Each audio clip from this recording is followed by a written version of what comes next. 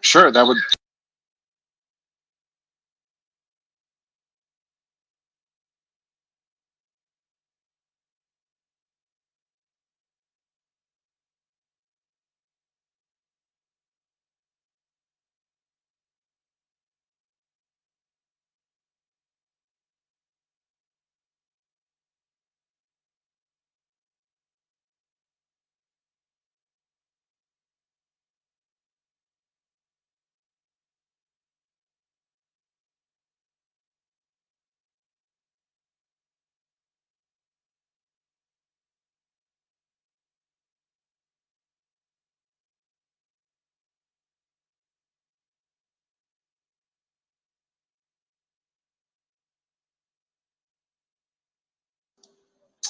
Okay, everyone, I made contact with Ms. Alderete. She said she was going to be joining. I don't believe Mr. Rasco, Ms. Ibarra-Peña, or Mr. Flores would be joining, last I was informed, unless they pop in.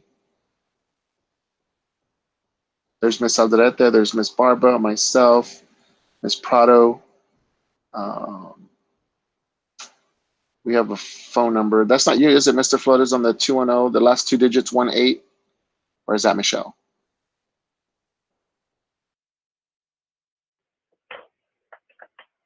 That's Tom Cummins. Oh, Mr. Cummings, how are you, sir? Good morning. Good morning. Yeah, yes.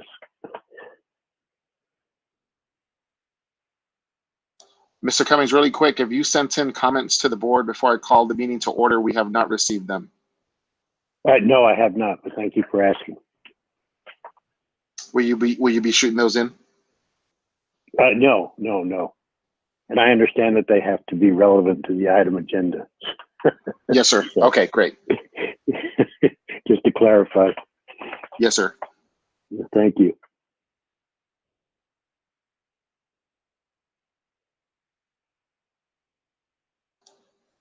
Okay, it is 10:01 in Texas.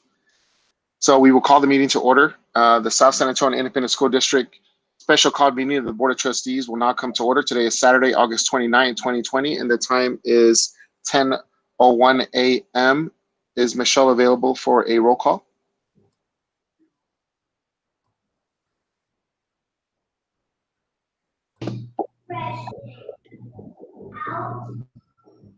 Mr. Rodriguez, Michelle is not here today. Okay, I can certainly take a roll call. Thank you, sir. I myself, Ms. Rodriguez is present. Ms. Prado? Present. Ms. Veronica Barba? Present. Ms. Stacy Alderete? Present. Mr. Homer Flores? Mr. Kevin Rasco? Ms. Shirley Ibarra-Peña? We do have a quorum, so we will move forward with our special call meeting here. The next item on the agenda is the Pledge of Allegiance, our Texas Pledge, our prayer, and our call to action.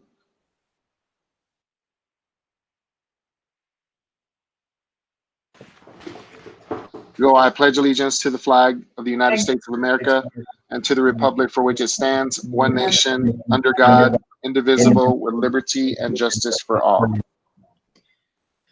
Our Texas Pledge. Honor the Texas flag. I pledge allegiance to thee, Texas, one state, under God, one and indivisible.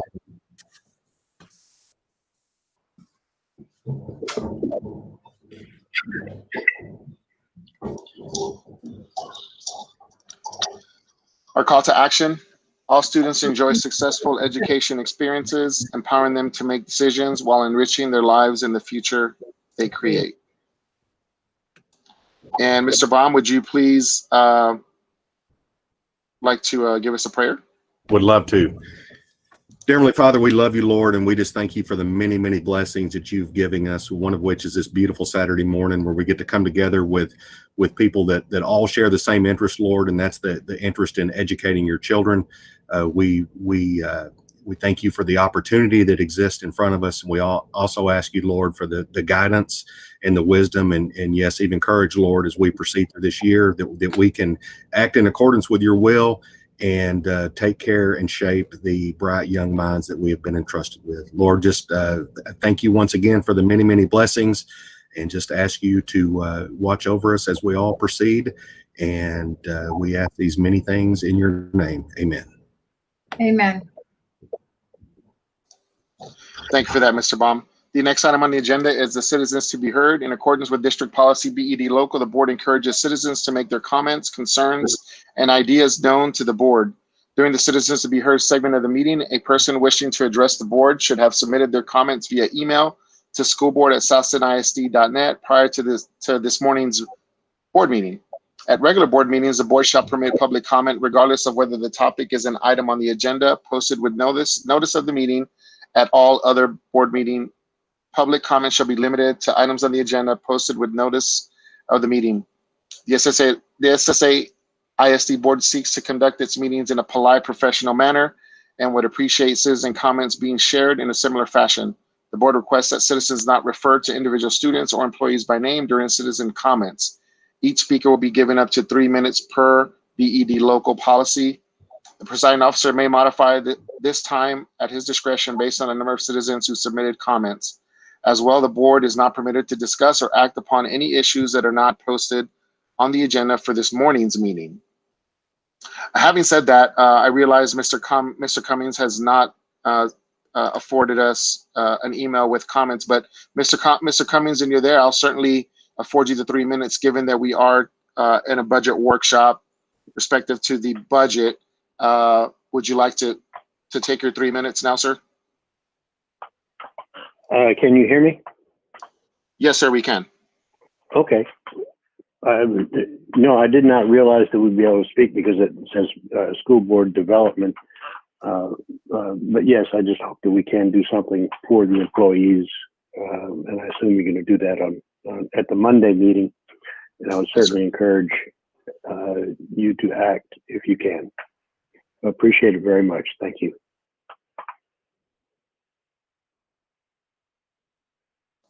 Thank you, Mr. Cummings. The chair, not recognizing any other citizens to be heard that are connected to the meeting, will move to the next item, the budget workshop.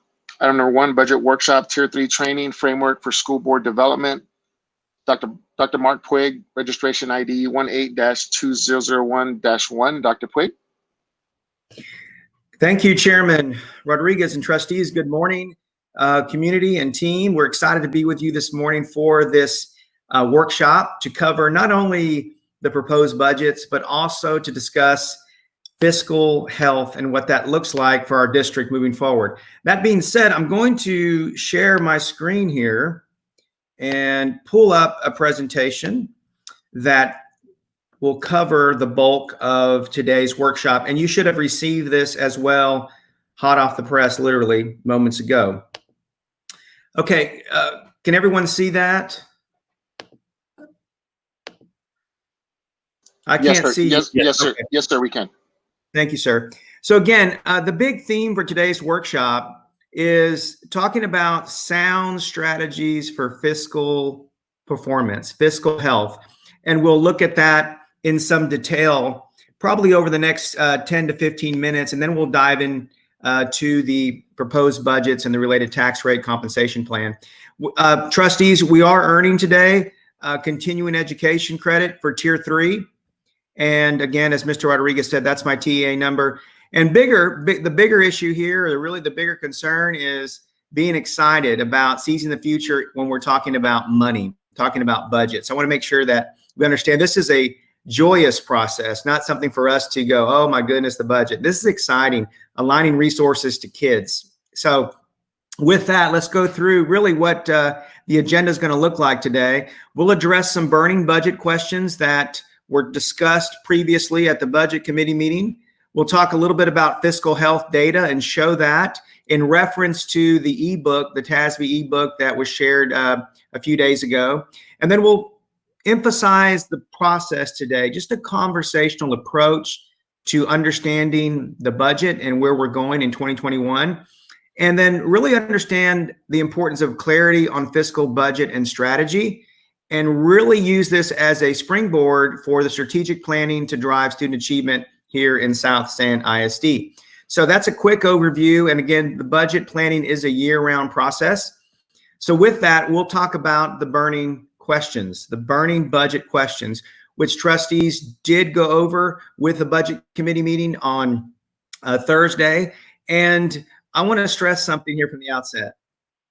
Our responsibility as administrators is to make sure that we are providing timely, quality data, information to ensure that trustees are able to provide that oversight that's so essential to your duties. So as administrators, we have an obligation to help with that. And that means, again, sharing quality information. The quality information is coming from quality questions. So what are those questions, those burning questions that administrators, myself, Mr. Baum, and the rest of the team need to be prepared for from trustees? What sort of questions that address fiscal health specifically should we be prepared for? There are 10 questions here that we need to be prepared for. I'm certainly not going to ask Mr. Baum or myself to be put in a situation where on the hot seat or it's a pop quiz, but we do want to discuss some big overarching fiscal health questions that should come from the governance team. If we look at some big questions we need to think about, and again, I want to make it clear, we're not telling you what to think or anyone what to think, but what to think about when we manage fiscal health. One of the first basic questions is, hey, do we have a fiscal planning calendar? Number two, and again, this calendar we want to put together at the September meeting, the upcoming September meeting. That calendar should be presented to trustees and considered for possible approval for the trustees, and we'll adhere to that for the upcoming budget year 2021. Now, that being said, or 21-22, what are the current fund balance? What is it, and how does it compare over the last 5 years? Again, looking for data to say we are trending in the right direction in terms of fiscal health. Also, here's a biggie right here. If all the funds were to dry up and expenses were to remain the same, how long will our current level of fund balance carry us? And so that should drive us towards a target and a potential board policy where we actually codify what that fund balance percentage should be. Current tax rate collections and how does that compare? These are things that, again, as administrators, we need to be prepared to share that with you to ensure we are monitoring the fiscal health very carefully. And then, of course, does the current budget reflect any needs described in our facilities assessment? And recall, right now, we do have a TASB facilities assessment underway. Again, if you look at a few more questions here, what are the budget assumptions? We've talked a little bit about that. Mr. Baum, you want to chime in a little bit about budget assumptions and building the budget moving forward? Yes, absolutely, Dr. Puig. Good morning, Chairman Rodriguez and members of the board. It is a great day, and as I was hearing Dr. Puig talk about some introductory comments and how exciting the budget process is, it took me back to my youngest daughter, who they did a survey in her class one day and asked her what Dad did for work, and she replied that I signed checks. So. Obviously, there's a lot more to this thing we call budgeting than signing checks. But if we don't budget, we can't sign checks, and if we don't have some developmental assumptions, it's hard to develop a budget. So, the kind of the big rocks from a developmental standpoint, everybody knows that the dollars that are available revolve around ADA, and we know how important enrollment is. We know how important attendance is. And we know that there has been some trending downward in years prior. We are actually looking at, we've made the assumption of 7,128 ADA. We have talked prior about the TEA hold harmless that is in effect due to COVID, and that we will be held harmless to 7,203 ADA for both the first and second 6 weeks, which is only a third of the year. Our current enrollment, Ms. Sendejo, this is great information that you provided just yesterday, I believe, maybe the day before. But our enrollment is up to 7,920. If you take a 90%, say that again. A little higher. if you if you index that at 90%, you end up with an ADA of 7,128. So that's what we have budgeted for. And as we talked about in budget committee this week, we're actually looking at a figure of 7,000 even earlier in the week. But as that increased enrollment comes in, we will make changes to that number. Also assumes the tax values of just over $2 billion, and I'll have some information for you on tax values later in the presentation. Also assumes a tax rate, an INS tax rate of 48 cents and an M&O tax rate of 0.9112. And again, we'll delve into that deeper.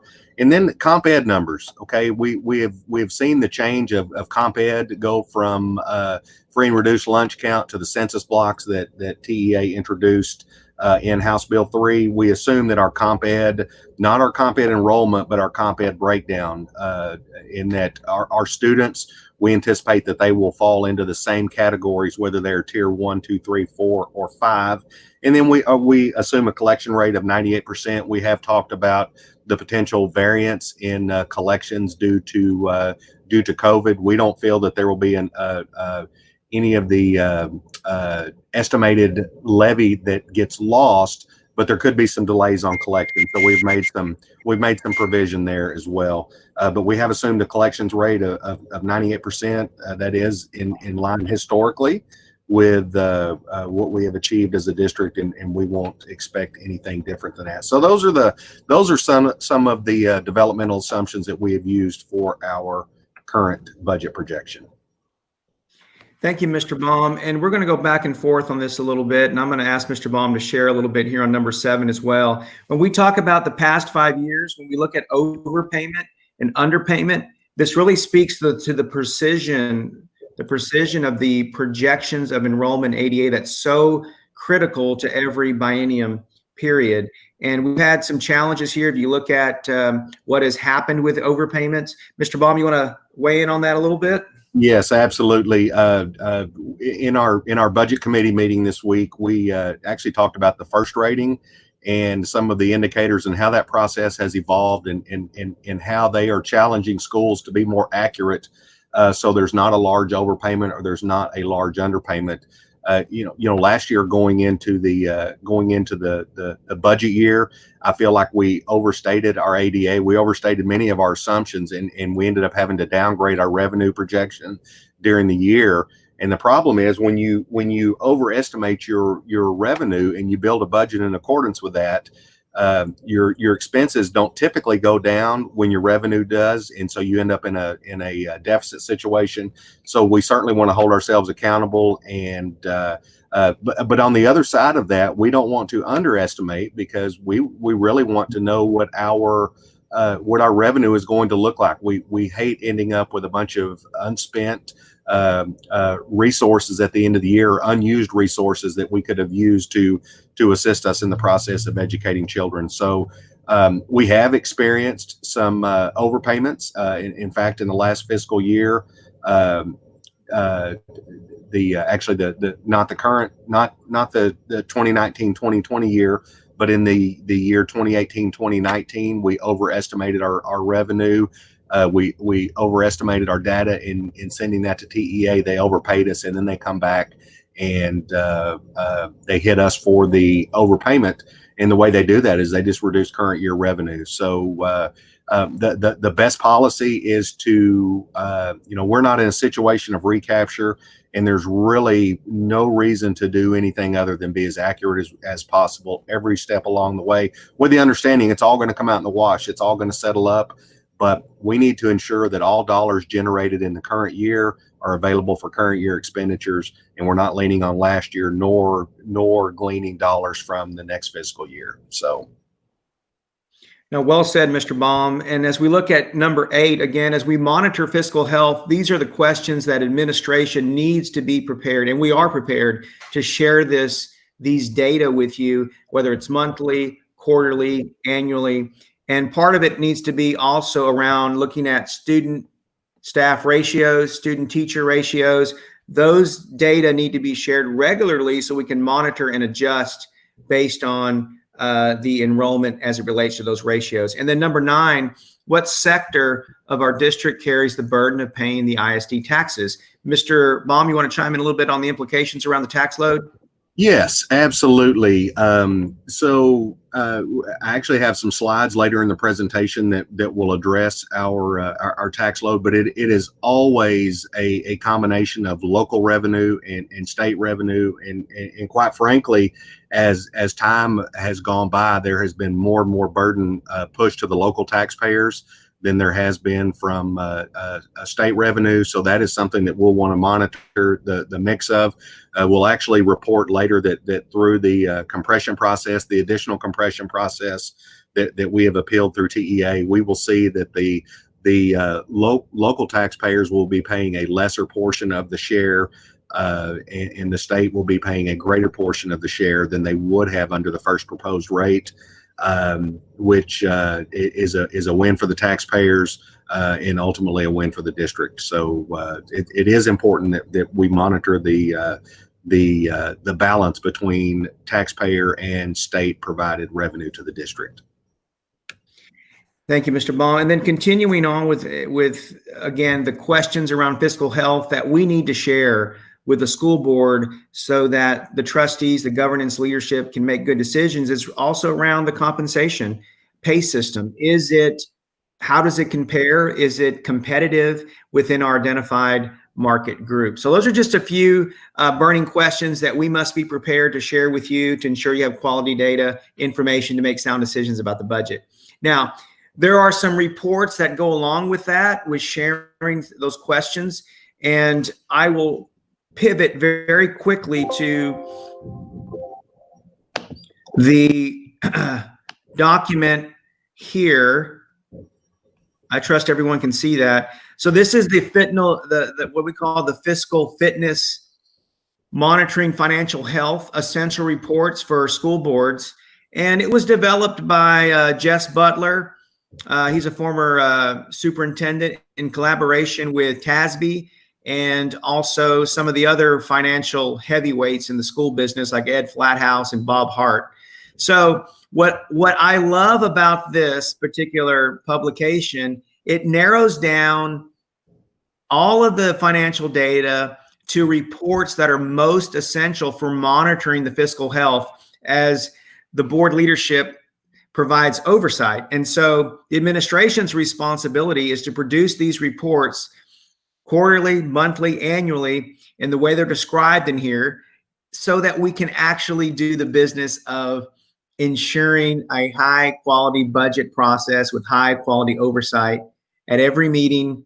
And this is the fun part of the job, is looking at the data to see, are we getting better? Are we not getting better? So there's a number of reports in here I'm sure you've seen. There's also some recommended, if you go down to the end of the document, it talks about the 18 reports and also gives recommendations when these reports should be shared: beginning of the year, middle of the year, prior to March, prior to the first budget draft in April. So it really provides some good guidance with monitoring the fiscal health. So with that, let's look at just a couple to assess our own fiscal health. We'll look at 4 to be precise. So if we look at the 5-year trend line, if you look back at the manual, we have specifically referenced which report in that handbook manual is being referenced here. So this is report 2 on page 8 of that manual. And it's just looking at the 5-year trend line of revenue, expenditures, and fund balance. Mr. Baum, you want to talk about the story that we see here?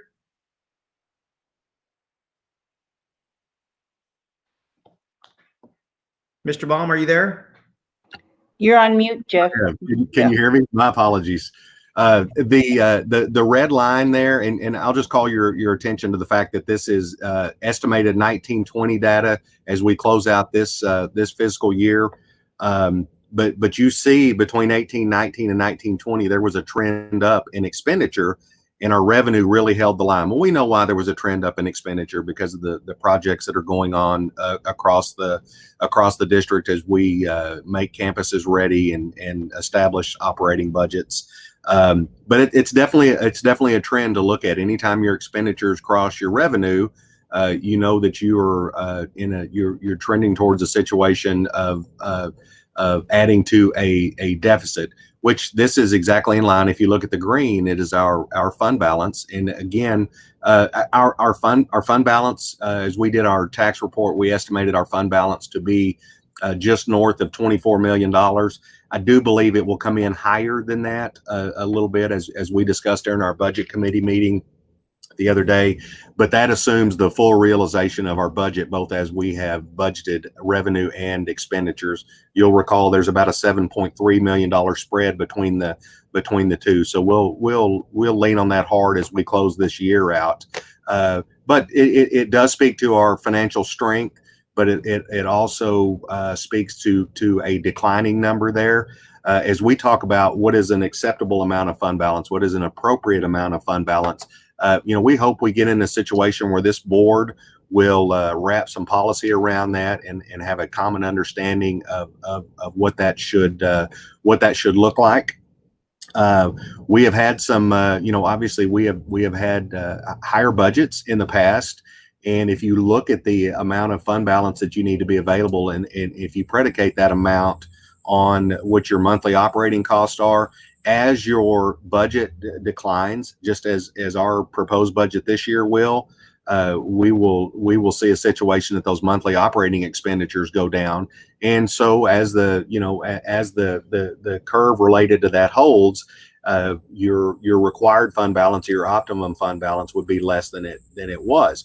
When you turn around and go the other direction and you begin growing your budget, which is a product of the number of students you have, then you've also got to grow your fund balance in order to stay in that line of health. So that's why we take a 5-year look at this approach here. Thank you, Mr. Baum. And if we look again, this is a 5-year trend line on fund balance again, and exactly what Mr. Baum described. You see where we've moved, but this is the optimum line. And this is where the 2-month cash disbursement line resides. And so you can see that, we're still above those lines. Mr. Baum, you want to add a little bit to that? Yeah, we'll just say you go back 5 years and we see that our fund balance was trending up, and then it kind of leveled off, and then it increased, and then we see a bit of a decline there. Again, we know what the decline was for. And if our fund balance grows beyond significantly beyond our optimum fund balance, and we've got needs that are out there that need to be addressed, then that's really it's great to have those reserves.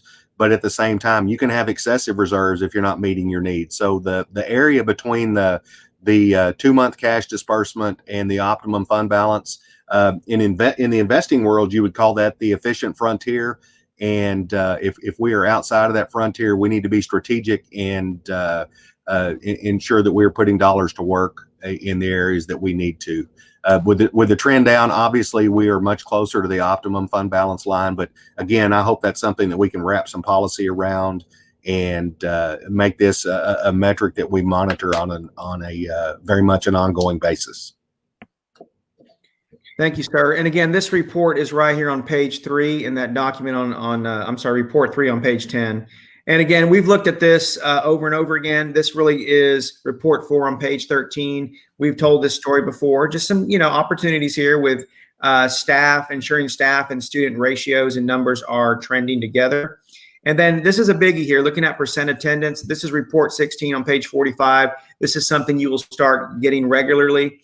And again, attendance with the state, this is the state number right here. And this is our number. If you go back to 15-16, our number was sitting at 94.9% attendance in 15-16. Now here, we're just a blip above 93 and a half right here. So there's a lot of money between 94.9% and 93.5%. And so we need to show you then what is incrementally 1% increase in ADA worth. It's several $1,000s in our district. So that's why the focus on attendance, we go back to CIS and why we were driving them to say, hey, we need the emphasis placed on attendance, not only because of student outcomes, but also because the associated revenue that comes with increasing our ADA. So in a nutshell, those are just some reports, essential reports that administration is going to have to provide and will provide moving forward to ensure that the oversight necessary on the budget is happening in a very robust, productive way. And with that, we're ready to dive into the proposed budgets. Mr. Baum? If I may, Dr. Puig, really quick, yes, sir. if any board members have any questions to Yes, this sir. point regarding those first initial slides and those reports.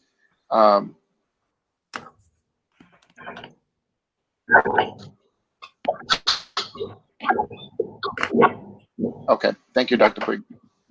Thank you, Mr. Rodriguez. Mr. Baum, would you Ms. like Prado, to? I think Ms. Prado has her hand up. Ms. Prado, yes, ma'am. Yeah, I just wanted to say I'll reserve my comments till the very end. Thank you, Ms. Prado.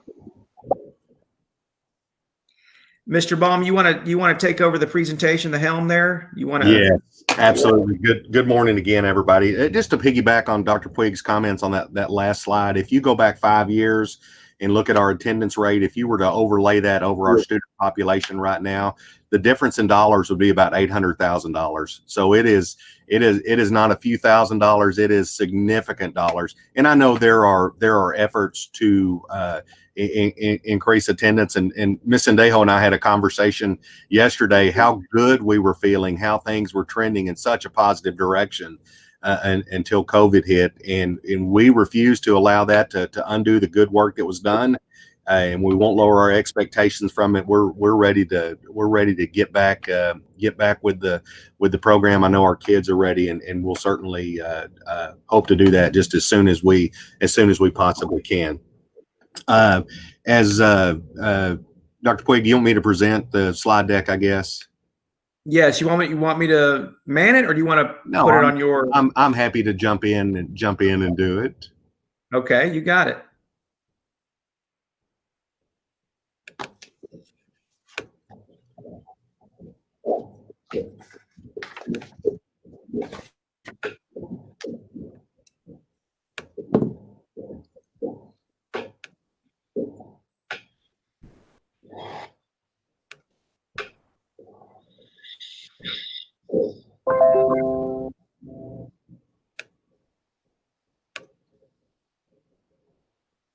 Okay, here we go. Can everybody see that? Yes, sir. We Yes, can. sir. Okay. I know we have two members of our budget committee present today, and we spent a couple of hours, I guess, 2 days ago, maybe, going through this. You will see a difference in some of the numbers, and then there are also board members that will not have seen any of it. So I want to go into every bit of detail that is desired and answer any questions that anybody might have. But as we talked about the developmental assumptions and what they would yield, I want to focus first on revenue. And the three columns that you see in front of you are the amounts that are proposed compared, and then the amount that was adopted last year, and then the amount that we amended to. So the total revenue is comprised of local revenue, which is tax collections, interest, rentals, things of that nature that are controlled locally, is just shy of $18 million. Last year was 18.6, so we see a little bit of a tail off there. And I'll follow this up with a slide that shows you specifically what those variances are. State revenue, that's a big one there. We see a drop of almost $5 million in state revenue, which is tied to an enrollment decrease. But again, I will remind you of the overstatement of ADAs we went into last year's budget, and then our federal revenue is very, very close. But anticipating total revenue of $75.5 million that we would have to take care of the expenditures within our budget. As we look at payroll and benefits, we see an estimate of $66,571,000. Contracted services, $5.6 million. Materials and supplies, just shy of $1.5 million. Miscellaneous operating expenses of $1 million, and capital outlay of $285,000. Again, if you glance to the right, you will see a large variance. I'll go ahead and go to the variance slide, and then I will come back here. But the red parenthetical numbers there are a variance from what was adopted is the second column, and a variance of what the budget was amended to on the right. So you see that there are some significant decreases. As it relates to local revenue, a decline of almost 700,000. The state revenue that we talked about being an almost $5 million decrease, a little bit of a tail off in federal revenue, and then the operating transfer. The operating transfer came as a result of us moving money from a internal service fund reserve, not associated with the general fund, into the general fund. So we had about just over $100,000 in that transfer. And then as we look at expenses, payroll and benefits, $3.2 million less than what was adopted. Contracted services, just over $300,000 less. Materials and supplies, $1.2 million less. Miscellaneous operating cost, which occurs in the 6,400 realm, $185,000 decrease. And then our capital outlay, $1.4 million in decrease. I want to talk about payroll and benefits. That is our 6,100 realm. We see that there was a $3.2 million decrease from what was adopted, but that's actually an increase over what was amended. And we'll talk more in our compensation plan about what we have done positionally. But I will just tell you this: we have reduced a number of positions, and frankly, not as many as the data would support. We have moved, or we've been able to move, but how is it that we have made those moves and there has not been any greater change from what our amended budget was? Well, as this board knows, there were many positions that were budgeted for last year and maybe not filled at any point during the year, and those dollars were amended out of the budget.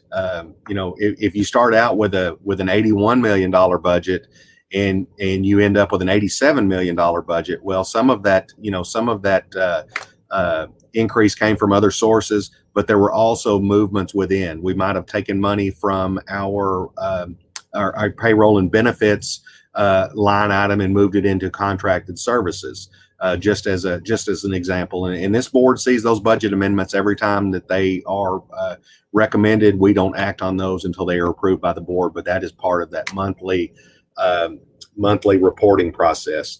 But as you look at revenue over expenses, you'll see that there is an estimated surplus of $517,000. One of the things that we talked about in budget committee this week was that we would see an increase in revenue as a result of our ADA, and then we talked about some positions that we had reduced, totaling $1.3 million. Well, the problem, well, it's not a problem necessarily, but the circumstances surrounding that $1.3 million are that it was multiple funds, and this focus is on the general fund. And certainly we'll realize that cost avoidance from a governmental wide standpoint, but not all those positions were in the general fund. So again, I will stand on this budget's accuracy. We have continued to scrub, and there are changes in staff. We all feel very good about where we are. I talked about the process of taking our position control system and having it drive our payroll and benefits, and that's not a process that was adhered to last year, and that's why we think there was such a great variance in the amounts of budget. And it goes back to accuracy, knowing what dollars you're going to have to spend when, and then prioritizing those dollars, strategizing with those dollars to drive education. So you see the revenue over expenditure surplus of $517,000. When you look at the middle column, we adopted a balanced budget. That's why there's a zero there. And then from the amended budget, our amended expenditures exceeded our revenue by $7.3 million. So that is a look at the general fund budget. Before I move on and look at other elements of the budget, are there any questions that I can answer?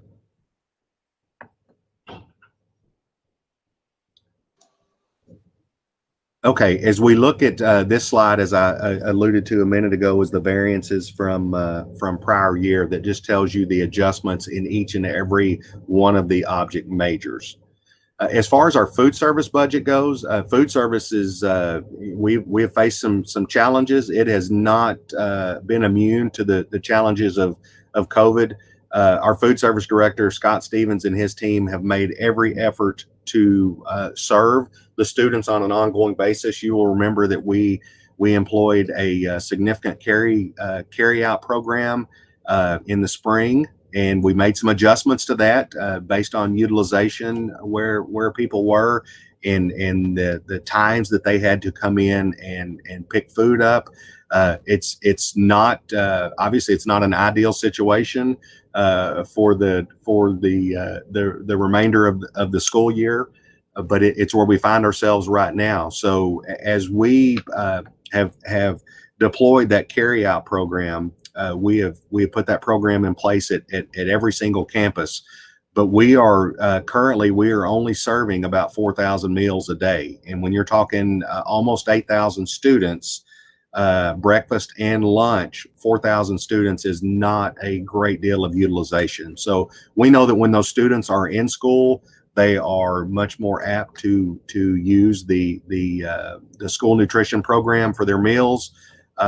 It's not a cost driven approach, as you know, because all of our breakfast and lunches are free to our students, but the utilization is definitely down.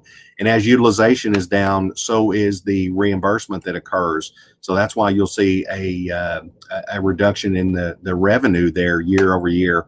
So how did we determine this revenue? Well, Mr. Stevens and his team, in collaboration with the finance department, looked at the model that we have as the current carryout model and the curbside model, if you will. And we looked at when that program could begin to transition back into a full-scale food service operation on each and every campus. Yes, we are making meals available at each campus, but the scratch cooked hot meals that our students are accustomed to having in our cafeteria, that process will evolve a little bit as we get them back. And so we made some assumptions. You know, we conducted a survey to find out what the anticipated utilization of school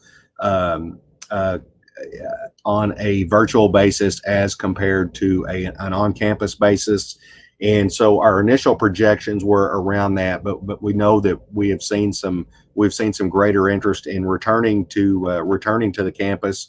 And so for the purposes of this budget, we estimated that 70% of the students would utilize cafeteria services and 30% would utilize a carryout type curbside type program. What does that look like? Again, you have to estimate. We don't know exactly what that will look like, but if we pick up with that model and look at 70% utilization with 30% curbside, that is the revenue that we would generate. The food cost would be a little bit less in that process, but we're still seeing expenditures of almost $7 million, which puts us in a deficit situation of about $1.7 million. If you look at the 1920 adopted budget, you'll see that we did actually adopt a deficit budget of $650,000. That was pre-COVID, so we know that there will be some challenges that come to bear within that food service year. We are anticipating that we'll have about $1 million in food service fund balance at the end of this year, which would go a long way in offsetting that deficit of $1.7 million. During our budget committee meeting this week, we talked about food service. We have never had to supplement food service. Food service has always done a great job of building up a fund balance that we could then in turn use to refresh our cafeterias, whether it was new serving lines or new tables and chairs or new lighting projects, whatever was needed in that cafeteria. We've always had the ability to do that. Well, with the decreased utilization, the decreased participation, it has become more of a challenging environment. But we know that this will pass. We know that we will get back to a normal type environment. But again, as we estimate what we think will occur, we see revenue of $5.1 million, total expenditures of $6.9 million for a deficit budget of $1.7 million in the food service fund.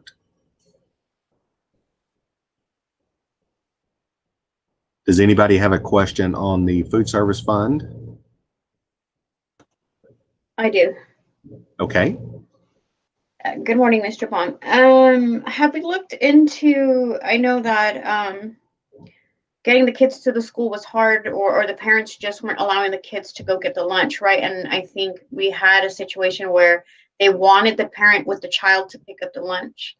So have we looked into like maybe spots where, because I've seen other districts do, where they have their school bus go into the neighborhoods and like a central stop and take those lunches so that the kids can walk to that stop and pick up those lunches? Because I have gotten messages where parents are, well, I can't get them to the school. They can't get to the school. I would love for them to have lunch, but the possibility of getting them all the way to school just isn't there. So to help us with that, have we looked at something like that? I mean, because I know we have bus drivers and there's hours available. So is that something maybe we can try and see what happens? Yes, ma'am. I heard two separate questions in there. The first one was about having the parent have to bring the kid to pick the meal up. That process was eased, and again, it's very, very compliance driven. There are compliance requirements throughout schools, but food service is about the most stringent compliance driven program that we have. So we have tried to cleave to those rules, but at the same time, those standards were relaxed. And now, as long as the parent has the information on the student, there's greater flexibility there. As far as delivering the meals into the neighborhoods, we have considered that process, and we'll continue to consider that process. But we had initially looked at an operation to where we would only serve food at 6 of our locations, because our distribution of schools within our community are such that we could get by with only using 6 schools. Well, that doesn't do any good if we are using all of our campuses and parents still can't get there. Then we need to consider altering our approach. But right now we have a full complement of staff. When Mr. Stevens came in and we visited about his budget, there was an opportunity there to reduce a significant amount of staff if we went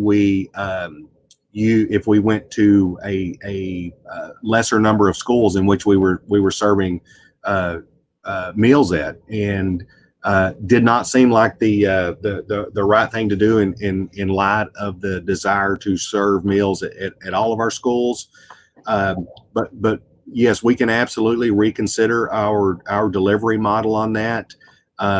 But if we're going to use our buses to deliver into the neighborhoods, I don't think that is economically feasible. And you can see the challenges that we face, but I don't know that it's economically feasible to serve at every single campus and drive into the neighborhood to serve meals. Because if we're driving into the neighborhood to serve meals, you're going to increase utilization through that process, but you're going to decrease the number of people that are going to our campuses where we already have staff in. So the best thing that could happen to us as a district is for us to be able to return to normal operations, but we can absolutely consider some revisions to this program. Okay, I maybe a trial basis and see what happens, because you do have those parents, and like I said, we have students that basically may not be eating lunch because they can't get to the campus and mom and dad are at work. And I don't mean like go into every bus stop that we have in the district, but maybe centralize it in a certain area. Because I know we afforded, and correct me if I'm wrong, the 25 hours to bus drivers. So those 25 hours can be put in going into those centralized areas of the neighborhoods so that kids can get to, and I get what you're saying about the cafeteria staff, but we still need them to cook those meals and put those meals together. So I'm just wondering, maybe as a trial basis, see what happens a couple times if that increases numbers, you know. Well, and that's an interesting concept. But as you bring in the drivers and their 25 hours is a separate conversation maybe. But if we bring those drivers in and we deliver meals for food service, then obviously food service is going to be picking up the ticket for that. It's not going to be student transportation. Okay. So that we would have to make some compensatory adjustments and maybe decrease our food service labor. And you know, that was one of the things when we first entered into this program. You know, we started seeing some volunteerism or some desire to help in other areas of the district and to help those other areas out. But the problem is when you do that, you know, we've already got people in those positions. So if we don't have a labor shortage in food service. In fact, we are probably overstaffed right now, and I think Mr. Stevens would tell you the same thing, based on the current needs that we have to deploy the program that we have. Now, if you're running a full scale kitchen and you're cleaning the kitchen and you're servicing the kitchens and you're scratch cooking, yes, all of those personnel are required. But it's a precarious situation, and that yes, we have looked at not replacing some people as they have left, but we still have every employee that we had pre-COVID on the books, whether it's ground custodial maintenance, whether it's food service, or whether it's transportation. And two of those three entities, both food service and transportation, their work in their field actually generate revenues that support their budgets. Mm-hmm. And both in the transportation world and the food service world, that work is not occurring. Those reimbursements are not occurring because in the transportation world, you have the transportation allotment, which is based on the number of miles, not that the bus is driven, but the number of miles that are driven while delivering students from school to home and to school from home. So there are some challenges. Yeah. And see, those are the little details that I didn't know. Right. So it's great to have this workshop because I didn't know those details and what we could do and what we couldn't do. So to hear that's good to know. And I guess basically what you're saying is right now what we're doing is the best for both the children and the employees, because just like it's hard on the kids, it's hard on our employees. So, it absolutely is. And Dr. Puig is big on standards of service and staffing around our standards of service. If you look at the standard of service that we have currently, it's not maintainable for the long haul. And that really goes across many areas of the district. And that's what provides us opportunity to make some decisions as we go forward. And at the end of the day, and I get that it's you look at the betterment of everybody, but we absolutely have to put the kid, the student at the top of that pyramid, and yes, we will absolutely do that. Okay, that's it. Thank you. Great question. I really appreciate the opportunity to speak to some of that. Are there any other questions around that scenario that anybody wants to ask?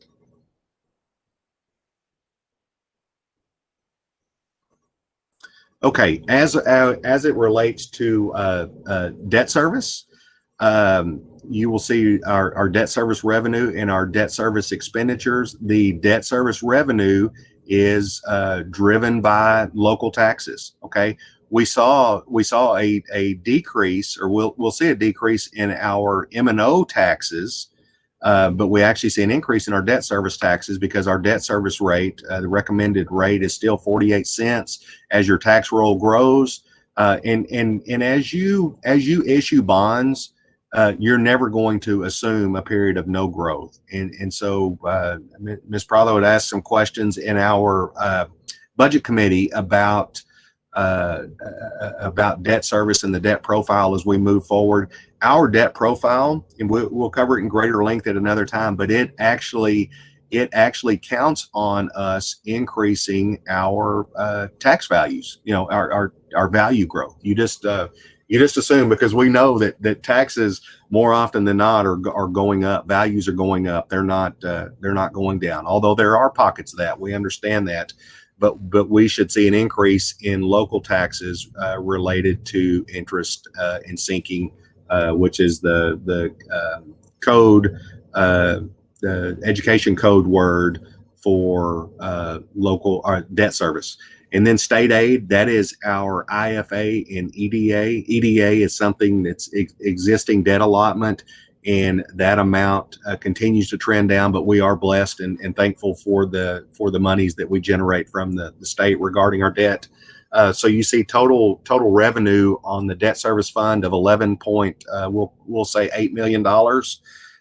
Looking at our debt service expenses, that is principal, interest, and fees. And our principal and interest are pretty evenly split right now. Fees are just a small. We spend about $25,000 in fees. So there is $13.2 million pretty evenly divided between principal and interest for a total expense of $13.2 million. When you look at revenue over expenditures, you will see a deficit of about $1.4 million. There is actually INS fund balance in place for this that will cover the shortfall.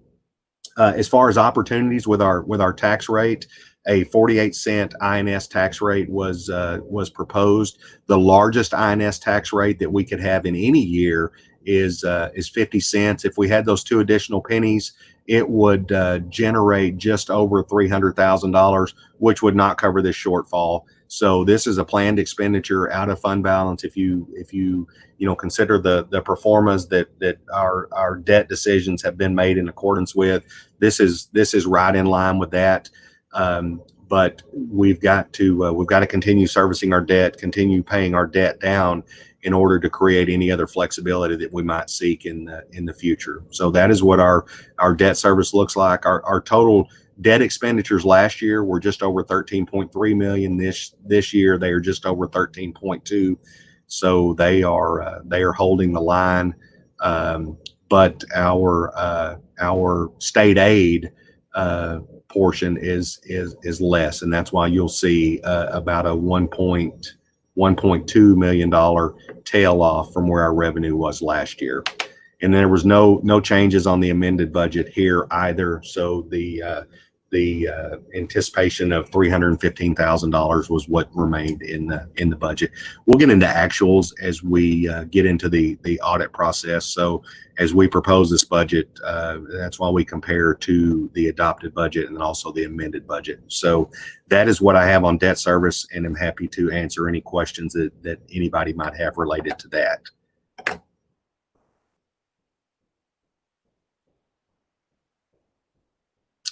Okay, next we would like to talk about our compensation plan. And we visited with the budget committee about compensation and what areas we might make some adjustments. The financial challenges that we are facing. We are looking at a revenue budget that is $7 million than it was. $7 million less than it was starting the budget year last year. We know the whys. We have talked about that. But as we look at the expenditure budget is $13 million less than what we amended to. So it's just with the challenges of enrollment and revenues. It is increasingly difficult to give raises without reducing personnel. Again, it goes back to the standard of service and what service are we wanting to provide? How do we staff accordingly to provide that service? And if we can get to that healthy mode of being appropriately staffed for a desired service level, we'll have much more flexibility as it relates to raises. Obviously, there's a lot of unknowns in the coming budget year, but again, we have tried to estimate everywhere possible. So to that point, we had talked about holding the line with salaries and not making, Ms. Godina from TASB came in and talked about the cost of an across the board raise. And I will, as we finish this compensation plan, I'll finish with a slide indicating what the cost of some raise scenarios would be. But these are positional changes and reclassifications that have taken place. We knew that there were some areas that, categorically speaking, were lagging behind our peers. Our teachers, we know that we will never pay our teachers enough. It doesn't matter. There's not a school district in the state that pays their teachers enough. We know that. But as you compare our teaching salaries to the market, we are at the 75th percentile, meaning that we are better than 75% of the districts in the area. We feel like we are in a good spot. We feel like we are in a attractive spot from a starting teacher pay standpoint. Again, we won't rest on that. We won't stop trying to improve that, nor should we. But we talked about the amount that it would cost us to make some categorical changes. You'll look down and you'll see that one of the things Ms. Godina identified was that our technology sector was paid less than their peers. We're never going to compete with the outside world. Our people can leave and go to work for Cisco, Microsoft, NVIDIA. I mean, there are just plenty of opportunities for them. But so we have to look at where they are within the school district realm. And we were a little bit short stacked, so we made a recommendation that there be a 3% raise in that area. Same with our police department. Again, we try to compare them to other districts as well as the public sector. That being said, we hope that our positions across the board are attractive to both attract people and retain people, and there has to be value in working for our district that is not only compensation based, and that speaks to climate, that speaks to culture, and I think everybody understands the charge with respect to both of those, and certainly from a monetary standpoint, we will do things everywhere possible. There are some calendar changes as we go back to the top. You'll see that. In some positions, we increased the calendar from the days they were to a greater number of days. This coordinator is a one-person, one-off position within the district. So we recommended a calendar increase to be in line with our other peers there. Our elementary counselors, one thing that we found with our elementary counselors, everybody that's on the either the teacher scale or the administrative professional scale has a daily rate. And if you look at what it takes to be a counselor, you must first be a teacher, number one. You must second have a master's degree in counseling, and then you are qualified to become a counselor. But we found that even given that increased degree requirement, increased education requirement, in many instances, we were actually paying our counselors less than they would have made if they were teaching in the classroom. Now then, their salaries were higher, but their daily rates were not always higher. So we had counselors that could have actually gone back into the classroom and made more as a teacher than they were making as a counselor on a daily rate. So we sought to make some adjustments. We started at the elementary level and looked at moving the elementary counselors to the teacher pay scale and giving them their master's stipend. You know, we pay our teachers, our educators, we pay them for a master's degree if it is in their content area. So if a math teacher has a math master's degree, we give them $2,300 as a stipend. If they have a science degree and they're teaching math, they still get a master's stipend, but it is not the content area of master's stipend. The counselors require a master's degree in counseling in order to have the counseling certification. So that's why we recommended adding the master's stipend to them and then paying them 6 additional days, which puts them at 193 days, not the same 187 days that our teachers are. Once we did that, we needed to make a slight adjustment with the middle school and high school counselors. Again, added that content area masters and moved them to the teacher pay scale. But all of those counselor moves district wide will cost the district $52,800. Our elementary principals were lagging behind their peers across the region.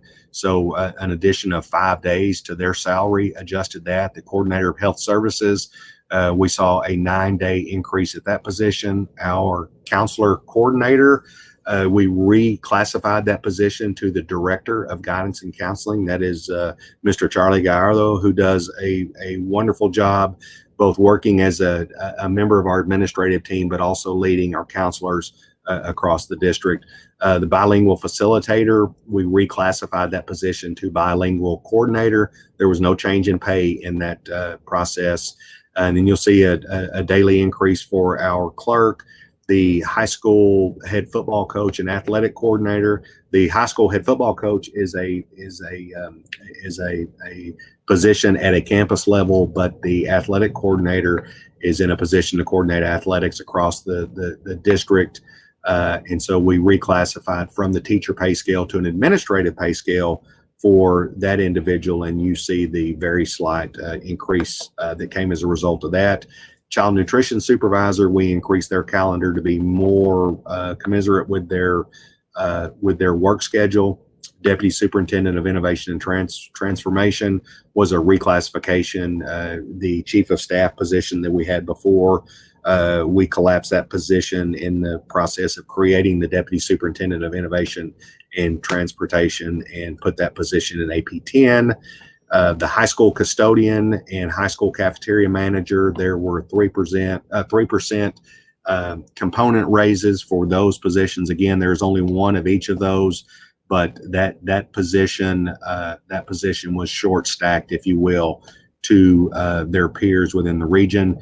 The chief of police and safety coordinator, the chief of police and the coordinator of school safety and security actually is what the position is. That's Chief Tovar. We reclassified that position from AP4 to AP5 to compensate for the increased duties. And as you look at the police department and their law enforcement lens, school safety and security is yet another lens, another area of responsibility, and felt that upgrade in position was absolutely warranted and necessary.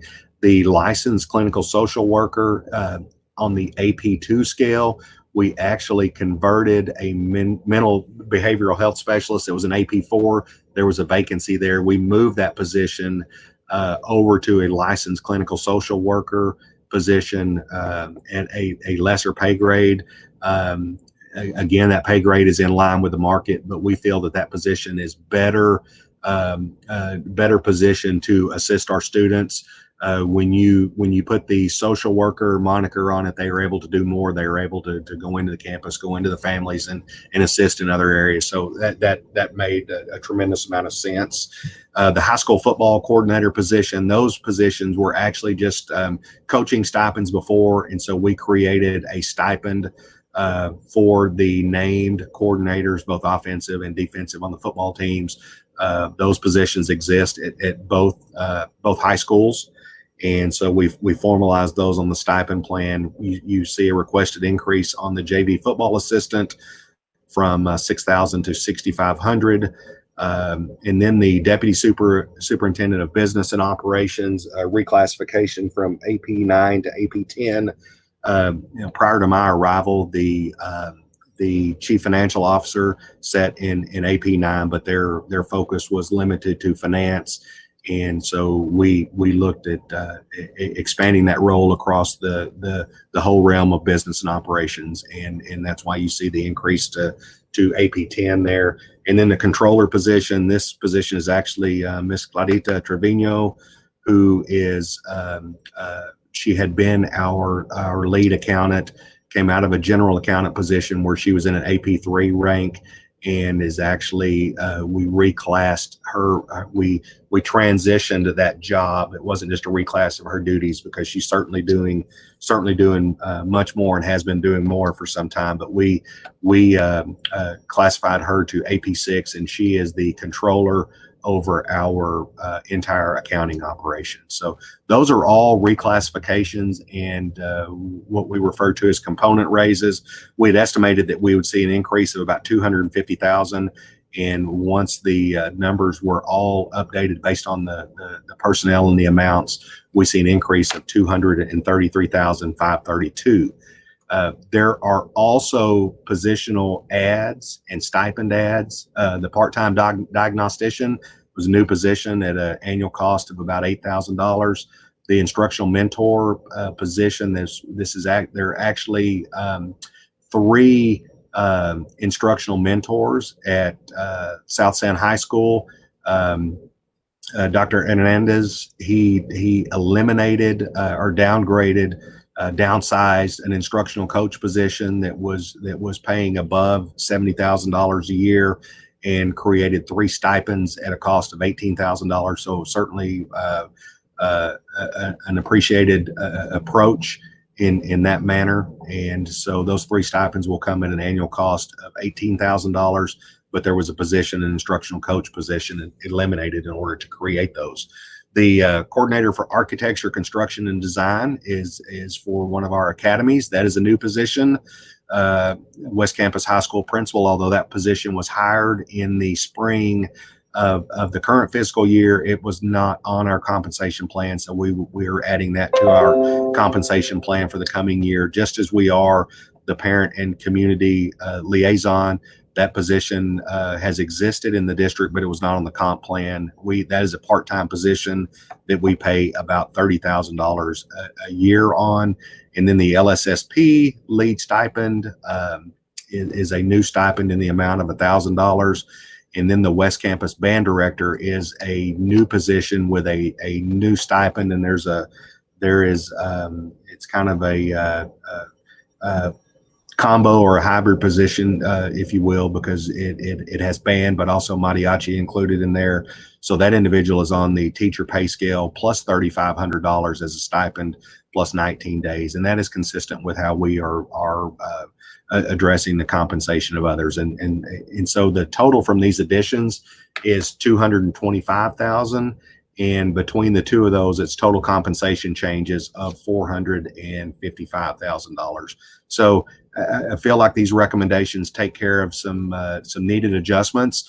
I am certain that we will have additional adjustments as we move forward. We will always try to look at those, but from an across the board standpoint, we've got to be strategic and look more at individual positions in places and see how they compare to the market.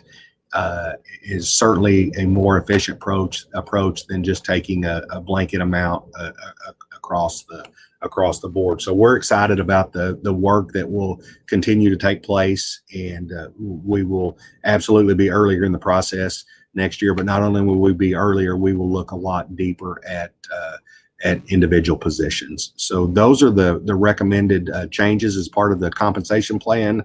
I did include a slide on what our potential raise scenarios are. When Ms. Cadena was here, she quantified the cost of some of these raises for 1% and 2%. We actually updated the data for a 3% raise. And so you see the varying cost. You may look at the total of $850,000 and say, well, if that's 1%, why is 3% not $2.5 million? Because that would be 3 times the $850,000. Well, as you do the 1%, you have to do some leveling within, and if you just give a straight percentage, you compress some of the areas. So there are what are called equity adjustments within, much like what we've already recommended. But the larger the raise scenario, the less those equity adjustments apply as a percentage, because you're getting those adjustments within the first 1%. One other and y'all have been provided a copy of the compensation plan in its entirety on board book, as that is something that we'll ask the board to formally act on Monday night. But one of the things you will see, our starting teacher pay, as we have asked to hold the line with respect to all of our pay scales, you have a 0-year teacher that was making, oh goodness gracious, I want to say 57.5. Anyway, when that teacher moves from the 0 year on the pay scale to 1 year in the coming year, they can't make the same thing as the beginning salary of the 0-year teacher. So we actually added a $200 increment between the 2 years. So that we see an adjustment there just on that 1 year band. And again, those documents are contained within the pay scales themselves. That is all that I have on the compensation plan. I would love to answer any questions that anybody has, or maybe delve deeper into any of the items that you would like for me to.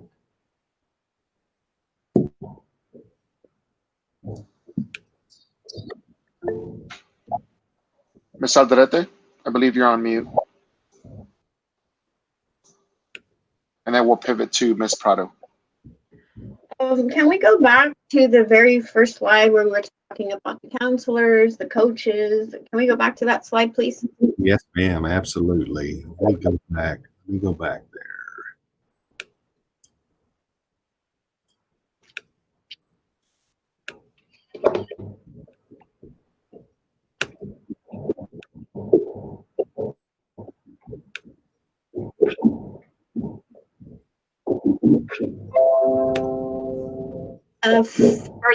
Further back. I think it was the beginning. Right there.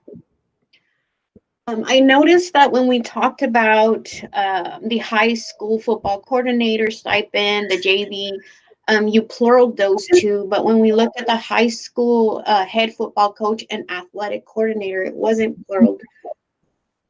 Is there a reason for that? Are we?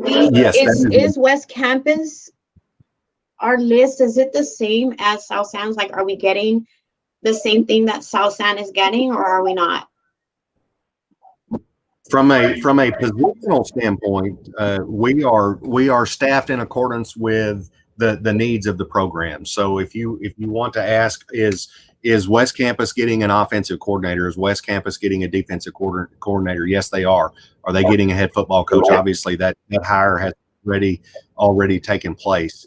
But this one position that is the head high school football coach, that is the coach at South San High School, who also has the responsibility for coordinating athletics, all athletics, boys and girls athletics at all secondary campuses in the district. It's different than the athletic director, obviously, but that athletic coordinator position does coordinate all secondary athletics. We know that as programs grow, we will have to relook at this. We've talked about, feeder patterns, and we have got a single campus that is a definite feeder into West Campus right now. We know that'll grow, and then with the advent and growth of P-TECH, our feeder pattern lines will become more and more blurred. So we will see some changes at a later point in time, but that is how we are organized right now. Dr. Puig, Ms. Sendejo, Ms. Savion, if y'all one more question before we go further on that. So the athletic coordinator, West Campus doesn't have their own. So can you tell me the difference between in dollar amount for that? And I don't see why we wouldn't. It would lessen the load for the South San High School coordinator. And I just, as a campus that's making its own identity now, to have our own athletic coordinator to be able to coordinate with our children from Shepherd, I mean, I think that would be a great idea. So can you give me the dollar amount that would be in difference? It would be, isn't it like $797? No, that was the change, Miss Alden, that day from the incumbent, the position that was there before, and so we reorganized the position when there was a change, and so that has been the expectation for that person to coordinate athletics at the secondary level across the board. And that's why I talked about the feeder pattern. If you look at the campuses that feed into South San High School versus the campuses that feed into West Campus, there are 3 feeding into one and 1 feeding into the other. And again, that'll change. But in looking at the size of the programs, the size of the participation, there is no exact science to that assignment of the stipend. I can look at what the difference of those individuals are, but we're looking at a 6A program that has a pretty broad reaching responsibility, and we can look at further distributing the feeder process and who's going to coordinate who, but that is the approach that was taken to get to this recommendation.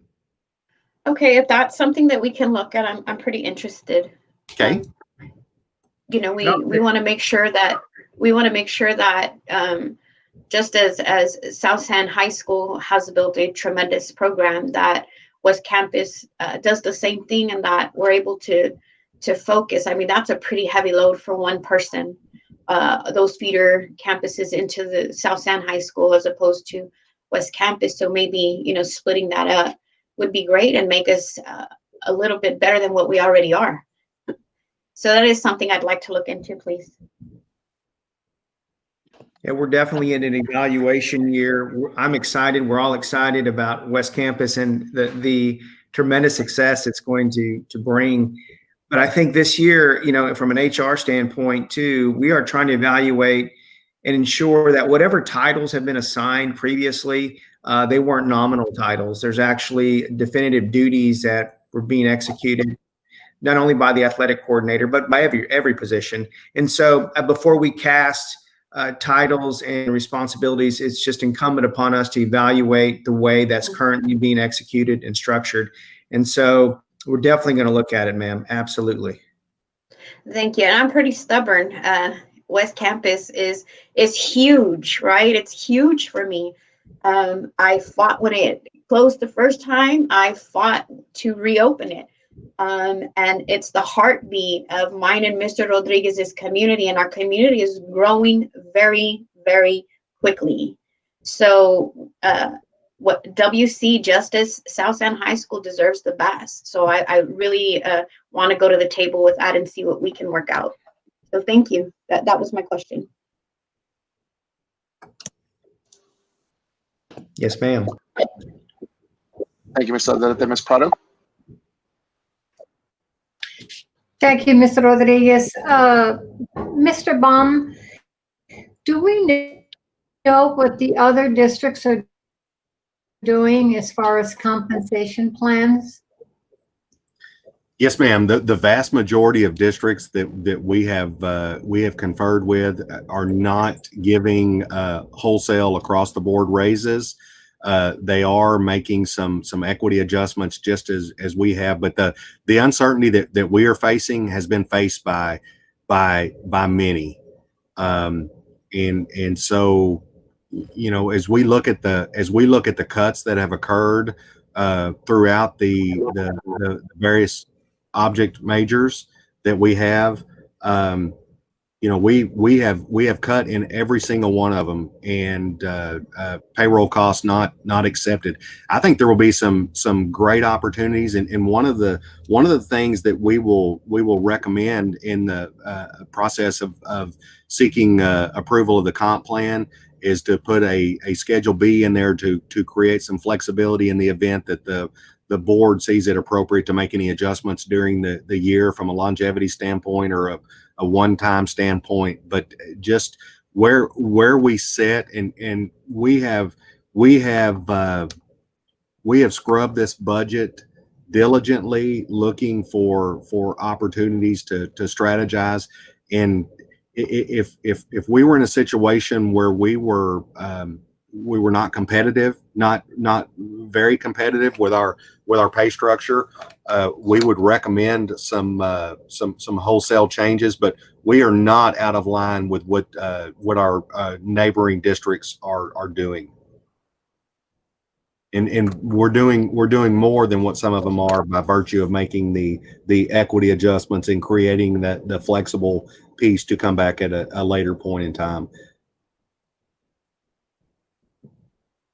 Thank you, Mr. Baum. There was an article in today's paper, Alamo Heights and Northside just approved their budget, and it was approved without compensation plan. So I was curious to see what other districts are doing.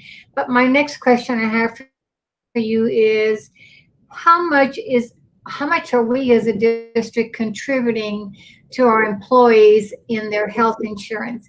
And how much is the employee having to contribute?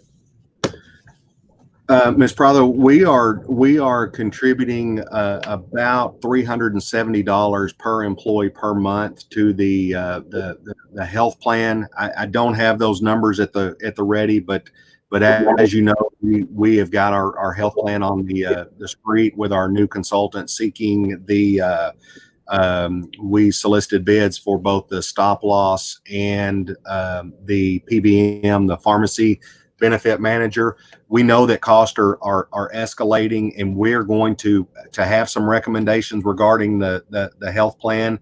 But the health plan actually is on a November 1st start date. So as we wrap this budget up, we'll put more effort into formalizing that.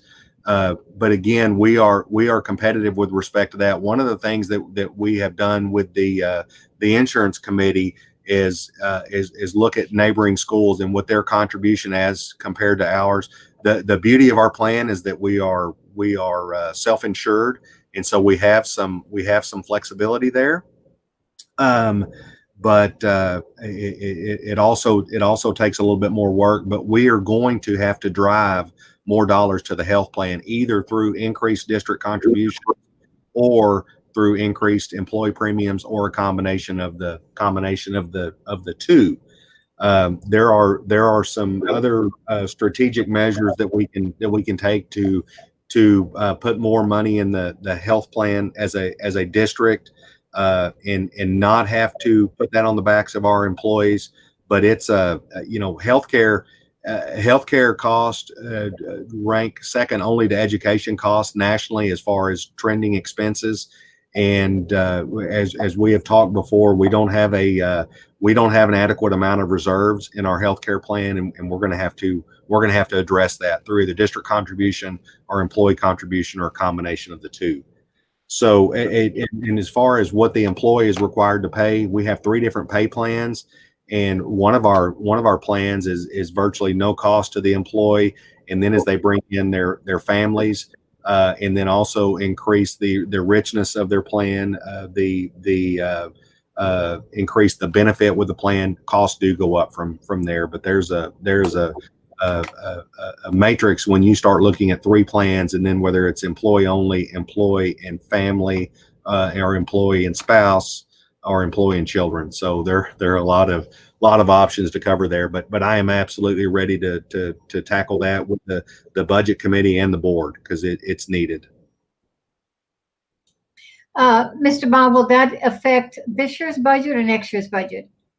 Well, it would be if there are no changes in that plan, it is reflected in this budget that we are proposing for the coming year. If we make changes to that with respect to the employer's contribution, we would have to come back and amend the general fund budget to increase that employer contribution. Right.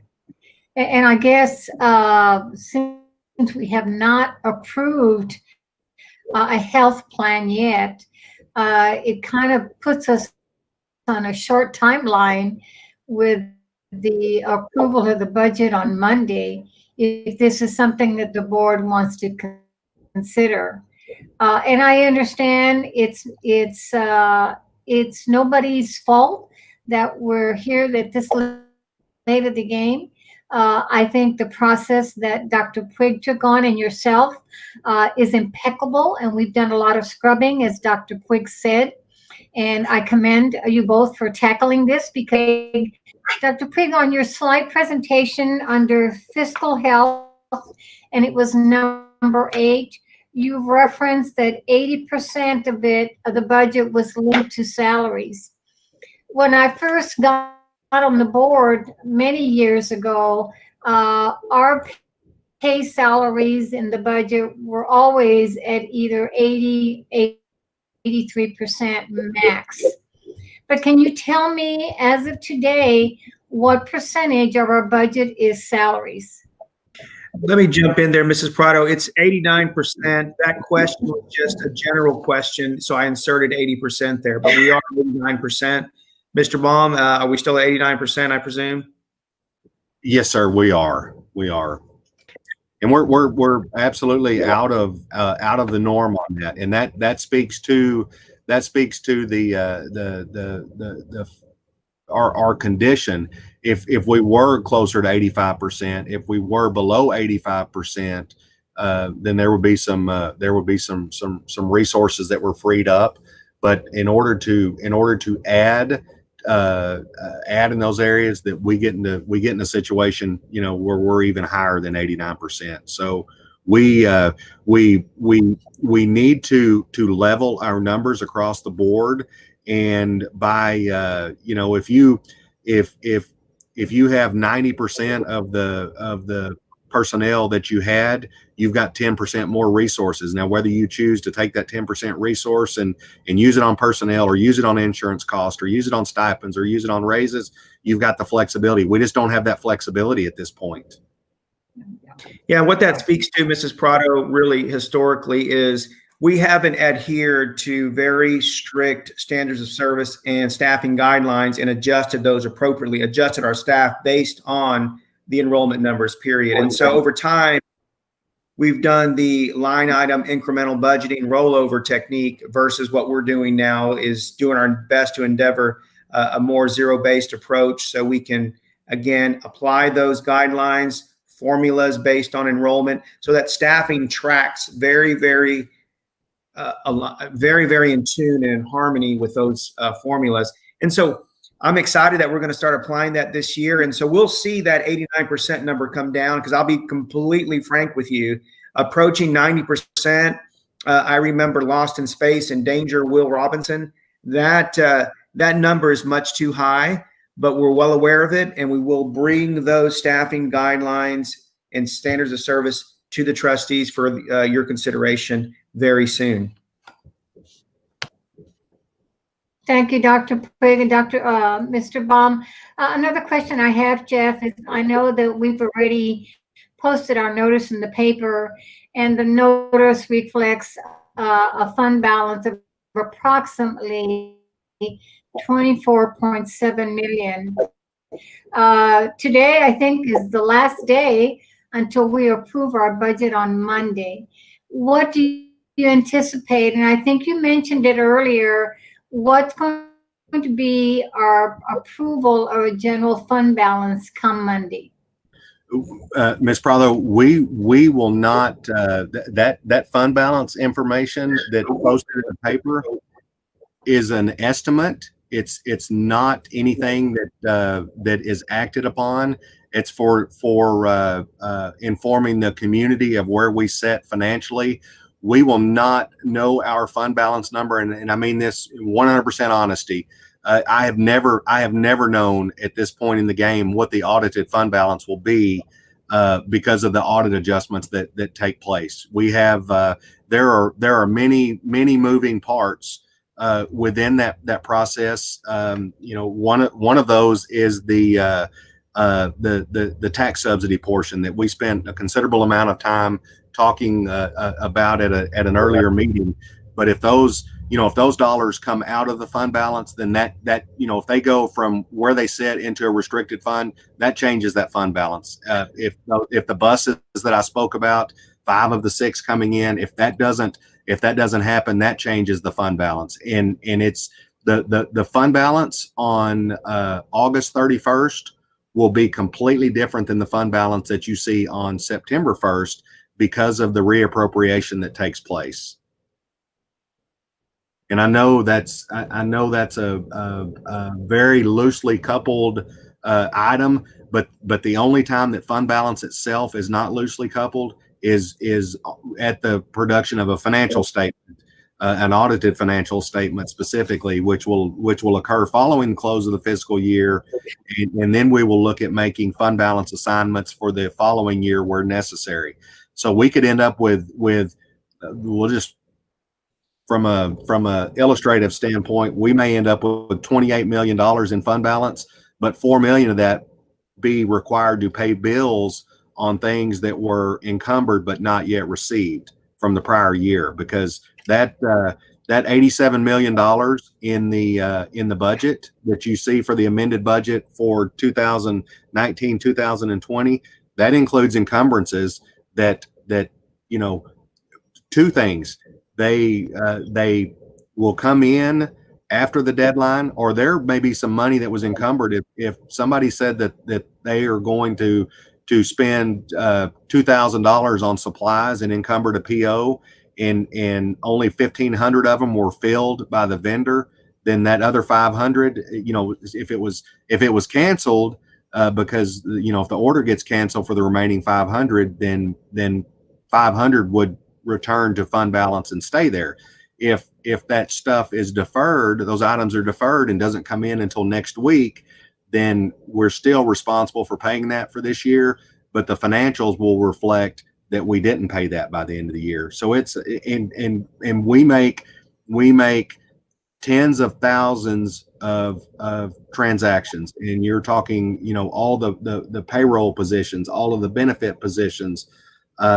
It's just impossible. We can estimate it, and that 24.7 was an estimate, but I can't swear to that being where it is, and that is, if you read the posting, it says the following estimated balances will remain at the end of the current fiscal year and are not encumbered with or by a corresponding debt obligation. Less estimated funds necessary for operating the district before receipt of the first state payment. So there is just some variance in that, and I wish I could wake up and check that fund balance every single morning, but it's just not possible. And we will continue to update you every opportunity we get, and I am more than happy to give you estimates on any day and time, but we've got to include the fast talking small print, because it's just impossible to know. And even on the day of audit, the following day it will change. And here's what we'll say with certainty, Mrs. Prado and trustees, it will be less than last year's audited fund balance, no doubt. Last year we were audited, it was $30 million and some change. There were some significant investments made this year from fund balance, good investments, sound investments in facilities. So we know it's going to be considerably less, but it is an indicator of fiscal health. And I can probably say this with good certainty, that it is an indicator of fiscal health. And I don't think it's going to indicate anything that is troubling at all. I think it's fair to say it's going to land someplace where we're still above certainly the 2-month distribution and still above the optimal level. But again, I say that with caution, because we know we have a lot of other projects to invest in, and we need to continue to do that with the strategic mindset. So thank you. Thank you. Thank you, Mr. Baum. Dr. Prague, as you know, I had conversation with the other day regarding the waiver that we approved to extend the opening the school to October. And I did ask you, was that waiver flexible? Is that something that we have to abide by? Can we make changes if needed? And the reason that I say that is because parents are wanting. Can you hear me? Yes, ma'am. Can everybody hear me? Oh, Yes, okay. ma'am. Yes, ma'am. In our conversation, I had mentioned parents are parents are wanting the kids to come back to school because they're hearing from other community parents that go to other districts that are starting school or will be starting in the next week or so. And it's mostly parents that have kids that are either in UIL in some phase one or the other, and they see the other districts have already started and they want to also. But rest assured that I would never, ever compromise the safety of our children. And that is why we voted for the waiver. But we also have to look at the news. I watch it every day, and at the Metro Health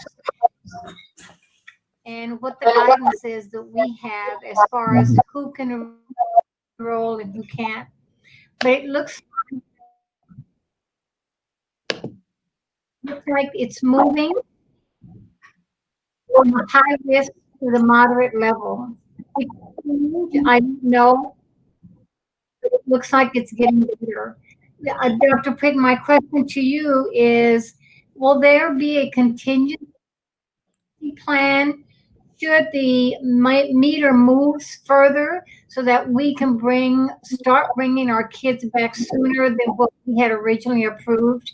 And of course, that would be up to the parents because there's still going to be some parents that are going to want their children to take virtual learning, and that's okay as well.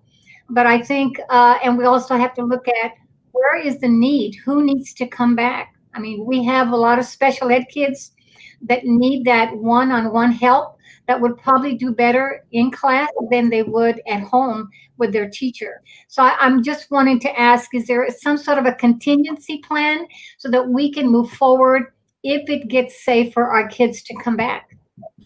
Yes, ma'am. Thank you for asking that question. The indicators from Metro Health in terms of positivity, in terms of the doubling rate, and in terms of the trends clearly show that we are now in the moderate zone. And because of that, we are planning an in-person phase-in. Now, again, we said from the outset, we're always going to look at the data. The 8 weeks is not something that we are wedded to. The 8 weeks allows us assurance that we're going to get funded through that 8 weeks. We've committed to virtual, knowing all the while, if the data indicate that it's safe to bring back small number of groups of children. And as you said, those most academically fragile kiddos, the special needs kids, the ESL kids, and then potentially some extracurriculars wrapped around that in a safe manner following CDC guidelines. Again, if the data suggests that, absolutely we're prepared to do that. And we're having conversations on Monday to start looking at that with the task force. Now, keep in mind though, we will allow virtual instruction for the entire year, should parents choose that. And TEA is committed to funding that as well. So yes, we're going to run these in parallel and give hope. We need hope right now that we can return to normalcy, and also recognize that we need to give flexibility to our teachers. Our teachers should not be, as I have seen in other districts, forced, mandated, and basically coerced into coming back. We have to consider them. They are at the front lines and doing a very, very dangerous job at this time. And so they too must be offered the choice. And that sounds like a lot of moving parts. It is, but that's the wise and compassionate thing to do right now, given our circumstances. So yes, ma'am, we will put a plan in place. We're prepared to really have that discussion next week, and also potentially start phasing kids back in on Tuesday after Labor Day if the data continue to show that.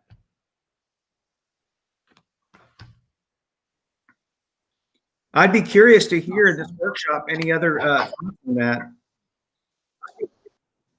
Ms. Alderete, please. Dr. Puig, I thank you for bringing up that we need to consider the educators, right, and the staff, because they also have families. They also have concerns, and they're at the forefront. So thank you. That hasn't happened in a very, very long time. Their voice has been shuttered out, besides the board members coming out and speaking out for them. So to hear our superintendent put them at the top of the list along with everything else really makes me happy. And I'm glad that you're looking at the CDC guidelines, and we have the opportunity for people to stay home, children to stay home and learn, because some do want. I know a lot of parents that don't want to send their kids back. With that being said, I know that we're kind of on a timeline when it comes to our athletics. How does that look for us? Well, again, as I said, thanks for asking about athletics specifically, but we are working on a plan that would involve, again, a phase-in approach. And again, following those guidelines, and we shared some of that plan at the last boarding. In fact, Mrs. Sendejo, are you still on the phone, ma'am? Mrs. Sendejo? Yes, I am, sir. Thank you, ma'am. Can you hear me? Yes, ma'am. You mind weighing in on that a little bit and what we've discussed, and just kind of giving an overview of that path forward we discussed? Absolutely. Good mid-morning, President Rodriguez, members of the board, and our team that's before us today. We have consistently, I would say on a daily one, between Superintendent Puig, myself, and the leadership team, have had conversations. We have continuously met with both of our high school principals alongside part of our coaching staff, our coordinators, and our athletic director and our assistant athletic director. In addition to that, there has been direct communication with UIL and Dr. Mark Cousins, as well as the chairs of each of the conferences. As you all clearly are aware, we made the determination to move forward with the 8-week virtual. And we know that we've had conversations continuously with each of the districts that are involved in both of our conferences. It varies by the sport, so we have an ongoing timeline of what we are monitoring. Lastly, in the last conversation that we had, even just this past week, we communicated with the chair at the 6th conference level, because that's the one that is approaching the specifics for us here in San Antonio and the surrounding competition districts. We have committed to the continuous communication with each of the districts, as well as with Superintendent Puig, on that end. We are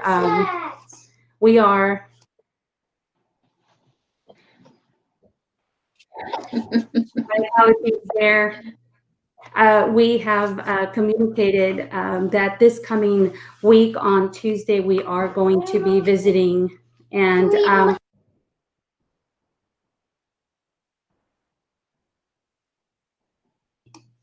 yes, Mr. Rodriguez, it is late, so he's looking for his pizza. To commit to a decision here next week as early as Tuesday to provide some specific guidance to the other districts as to where us as a district stands with the communication. As you know, in our August board meeting, we did share, and Superintendent Puig was very clear with our September 7th date, and as well as our October 5th date. We have been working very, very closely with our leadership team to be prepared either way, Mrs. Alderete, for the start of September 7th and the start of October 5th. This last week, we also worked on the protocols, the communication, and the ongoing steps that will be taking place at both our West Campus High School as well as our South San High School. In addition to that, because we know that our students are in the virtual learning process as well, as to how we could find open spaces within both of our high schools to transition perhaps from a practice standpoint into some spaces where they can still be monitored and continue the virtual synchronous times that we have available. And because we already have our students potentially in place, we want to ensure that we maximize those times that we have and utilize our staff to be able to do that. The plan is, again, just bottom line is working closely with Superintendent Puig, monitoring data, and have an idea by next week, Tuesday, as that's what we communicated, given other additional guidance that Superintendent Puig may have. We have been very, very transparent, provided the professional courtesy to all the districts that are a part of our conference and our district play, both at the 3A as well as our 6A. I hope that helps, and I apologize for the No, that's fine. Very detailed. Great.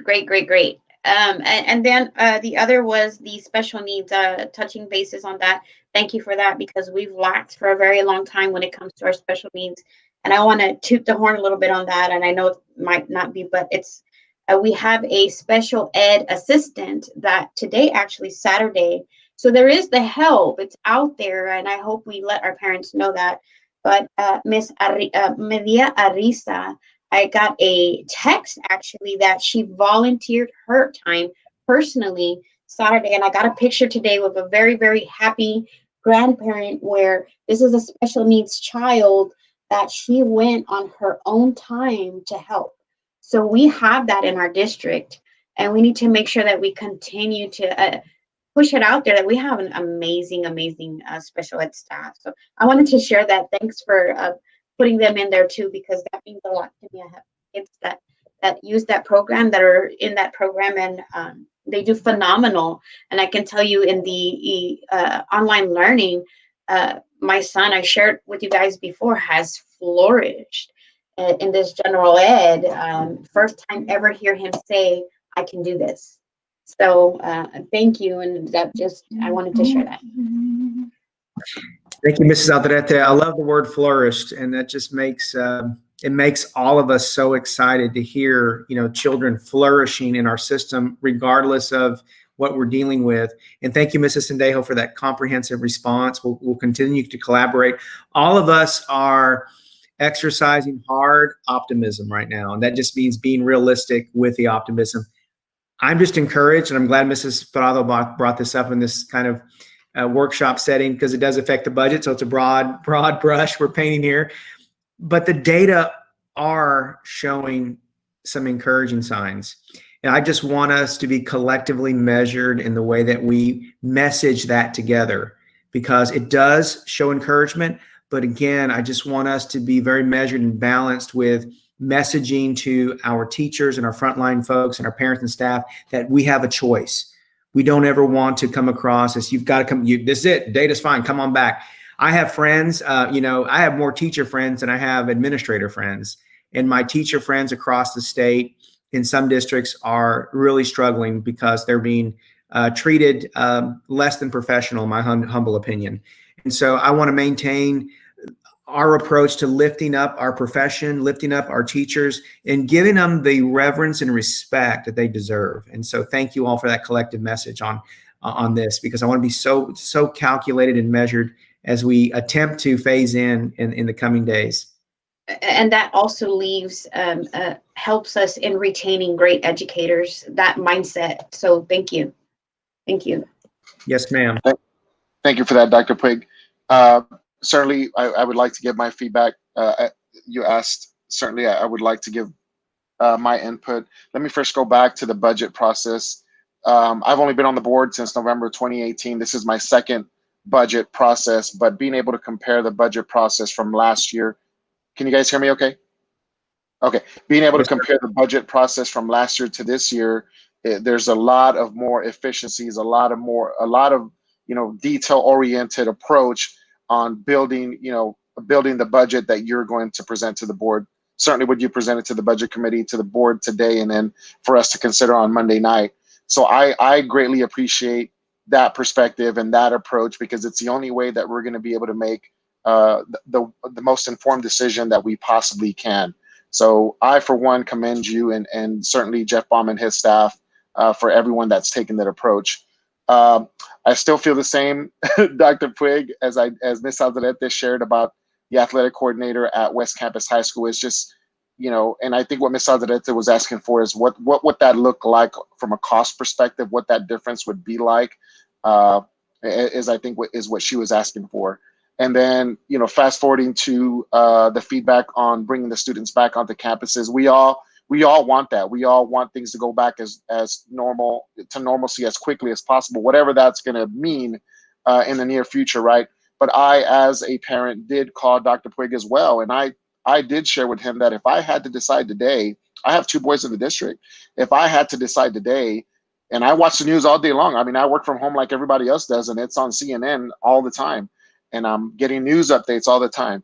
But if I had to make a choice today as a parent on whether I want to send my 2 boys physically on campus, my answer would be no. Yes, are we trending in the right direction? Yes, is the data looking a little bit more favorable than 2 weeks ago? Certainly. One, we haven't hit the winter season yet, and there's been tremendous discussion on what that can possibly look like once the flu season hits, right?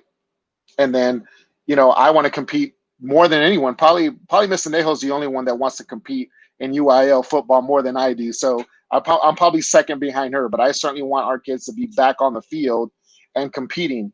And like Ms. Prado said, I'm committed as well to erring on the side of caution and safety first. It's paramount from our students and certainly from our staff, from the staff perspective. But if I had to make a choice today on whether to send my boys back into facilities, the answer would be no. I just would not do that today. I need to see more consistency. And the only comparison I can come up with in my, you know, I'm a technology guy, so it's a 1 or a 0, it's on or off, and it's a black and I'm a Marine, you know, it's either in policy or it isn't, is, you know, an athlete gets an injury, and sometimes a severe injury. You can talk about Alex Smith. I can give myself as a comparison, being injured at one point where you have a certain degree of an injury and you're rehabbing and you're trying to get back, and you think that you think you're just there and you're ready to compete because you want to help the team, right? And the coaching staff is analyzing that, and well, yeah, we really need to run him out there because we want him out there and it's going to help the team. However, we don't think that it's not the best. The timeline isn't just right. We need to see more strength. We need to see more consistency. We need to see him in practice a little bit more. So that's kind of how I compare the current pandemic situation. And yes, is the data trending to a more favorable direction? Absolutely. And we all hope that it stays that way. But, you know, I think I, for one, would like to see more consistent data. I mean, we're still getting positive cases every day. It's not like we're not getting positive cases. So I think for me, if we don't get positive cases over the course of 2 weeks, okay, now we can seriously start talking about, but those positive cases are still, they're still in the hundreds. They're still coming every day. The deaths are still every day, right? So even though the testing has gone down, and that certainly affected the data that's being shared, doesn't sit well with me anyway, from a one board member coming to a decision on should we send our kids back to facilities. From as I sit here today, my perspective is that no, I don't think we're ready to do that. Certainly not for our administrators. But I'm only one person. Certainly, Dr. Puig and his leadership is I think we're all in agreement, looking at the right data, looking at the right trends, and all those measures that we're all looking at to make a collective and well-informed and the safest decision. So, and I'll leave it with that. If I had to decide today or next week to send my boys back into facilities, the answer would be no. There hasn't been that much of a steady increase in the data trending in our favor that I just don't feel comfortable in doing that at this moment. So, Dr. Puig, thank you for affording us that opportunity to provide that feedback. Yes, sir. I know that we are now into 2 hours of CEC credit, and you will get a certificate for this. However, we have not touched some key budget points related to tax rate. Mr. Baum, are you ready to jump into that, sir? Oh, Mrs. Prado? Yeah, I'm sorry. Yes, before we move forward to the tax rate, Mr. Rodriguez, if I may, let me just, if I may, clarify something that Mr. Rodriguez just said. In no way am I saying or directing anyone to move forward to bringing back the kids. That is not what we're here to express our opinion and our thoughts. So I just want to clear that No board member in their individual capacity makes a decision. We do it collectively as a board of 7. So the thoughts that are expressed here and the ideas are shared with administration, and it's up to administration to make that recommendation. So I just wanted to clarify that. Thank you. Yes, ma'am. No, I think I, as well as anyone here, Ms. Prado, know that the children are always at the forefront of your thought process, and you're truly committed to them. So I did not perceive that in anything other than that. So thank you for that, ma'am. Dr. Puig? Thank you, Chairman Rodriguez. Trustees, we are ready to move on to the tax conversation. Professor Baum? Yes, I am working my way back in here. Just have a couple of slides regarding our tax rate. And they're good. They're good. It's good news. Let's see here. Okay. Regarding our tax rate, I want to talk for just a few moments about the impact of House Bill 3 on our tax rate. You know, we often talk about the impact of House Bill 3 from a funding standpoint, or the impact of House Bill 3 from a curriculum standpoint, or the impact of House Bill 3 on educator pay. Lots of good stuff in House Bill 3. When House Bill 3 came along, one of the concerns for many school districts was that we were going to be compressing tax rates. And where would that additional income come from? Well, the state made good on that in the creation of their formula. So take you back prior to House Bill 3, our maximum compressed tax rate, inclusive of the enrichment pennies that were available, was $1.04. $1 was the maximum compressed rate, with the addition of 4 enrichment or 4 golden pennies to create a maximum M&O rate of $1.04 without further elective process. So looking at our values for this year, which are just over $2 billion, if we were to be able to levy a tax rate of $1.04, which is what our tax rate was prior to HB 3, it would generate $19.2 million of revenue for the district.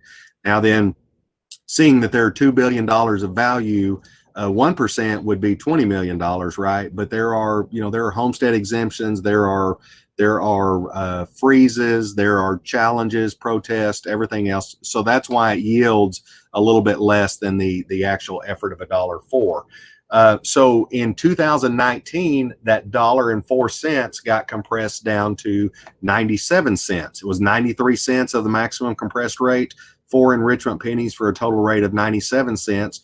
This year's tax values would generate $17.9 million, going the wrong direction, right?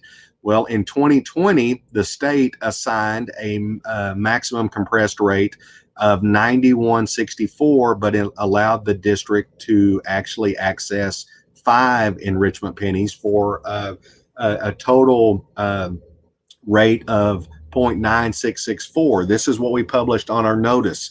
And if we levied the tax rate of 9664, which was the maximum before we took additional action, it would have generated $17.8 million, still trending downward. We appealed that rate to TEA based on value growth, and it was just a process that you go through. The state assigns you a maximum compressed rate, and you can leave it in place or you can appeal it. Well, the right thing to do was appeal it. Because of the value growth, we could still generate the necessary dollars, and I'll show you a slide on that in a minute. But the M&O rate that we will recommend at adoption is 0.8612 plus all 5 enrichment pennies that are available as part of the tax rate, to have an M&O rate of 0.9112. So I would encourage you to look at what's gone on over the last 4 years. The last 3 years, we have compressed from $1.04 down to 97, down to 0.9112. Well, an interesting but not favorable thing for our taxpayers, in light of seeing this, we see tax compression, tax compression, tax compression. We've also seen values go up and up and up. In fact, if you look at the average home value within our district for last year, it was 106,000. The average home value this year in our district is 121,000. So that's a 12% increase in values, even though our overall values after protest and review was a little over 5.6%. But on the grand total of our values, the increase was actually approaching closer to 11%. So it's very important that we appealed. It was very important that we appealed that tax rate to lessen the M&O tax rate from what TEA had stated as our maximum compressed rate down to the appealed maximum compressed rate of 91.12. That is more than 5 cents. Okay, and what does that 5 cents look like? Well, you take that average home value of 121,000, and that 5 cents on the tax rate is $60 a year. So it's not insignificant to the individual homeowner. What does that impact look like to us as a district? What does it look like to the state? What does it look like for our local taxpayers? Column on the left that you see is the TEA originally assigned maximum compressed rate plus the 5 enrichment pennies to equal a rate of 9,664, would generate $17.8 million in tax collections, which would then be met with $48.7 million of state aid, for total revenue between M&O and state aid of $66.594 million. When we appealed the rate, we dropped the tax rate more than 5 cents. Actually, it's 5.52 cents. And when we dropped that, our M&O tax collections went down a full $1 million. Well, state aid then comes in and turns around and gives us $1.1 million more state aid. So our total from M&O and state aid went from 66.594 million up to 66.684 million, almost $100,000. What can you do with $100,000? Well, we know you can buy a bus. We know you can pay an instructional coach. There are, various and sundry positions or multiples thereof in the district that we can pay. So those are not insignificant dollars. Those are dollars that we can absolutely put to use. So, Mr. Rodriguez, you'll appreciate the triple play over here on the right side. You see that we are going to collect less money from our local taxpayers as the result of further compressing that rate. We are going to get more revenue from the state, and then we are going to get more net revenue to the district. So that is a breakdown on what our tax rate will do. And again, we have compressed, and I have no doubt there will be further rounds of compression, but we are absolutely in the sweet spot.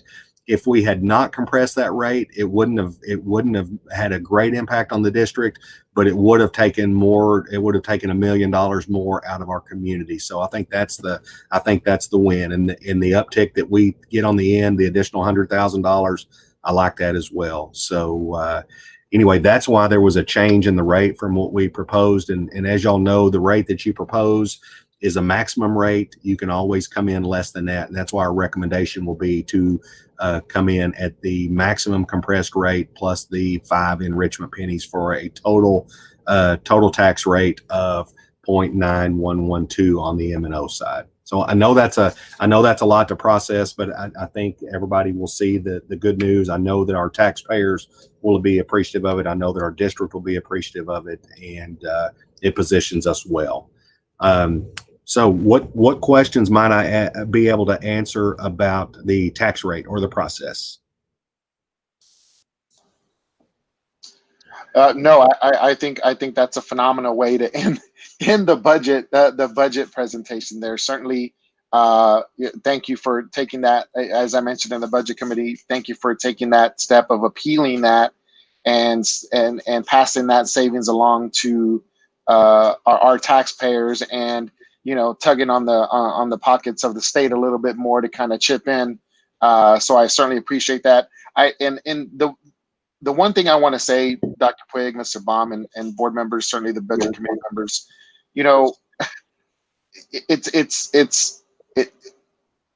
we took a zero-based budget approach and analyzing every single expenditure, every single revenue source, certainly our enrollment, all the associated data.